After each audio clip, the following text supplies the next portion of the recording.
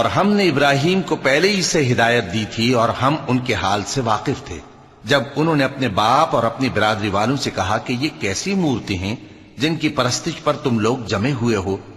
وہ کہنے لگے کہ ہم نے اپنے باپ دادا کو ان کی پرستش کرتے دیکھا ہے۔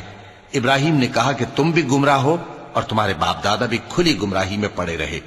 وہ بولے کیا تم ہمارے پاس واقعی حق لائے ہو یا ہم سے کھیل کی باتیں کرتے ہو؟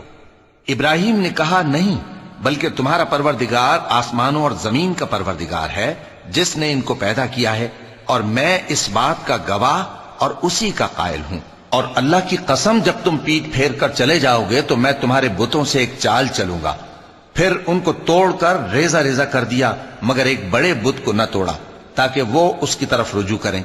کہنے لگے کہ ہمارے معبودوں کے ساتھ یہ معاملہ کس نے کیا؟ وہ تو کوئی ظالم ہے۔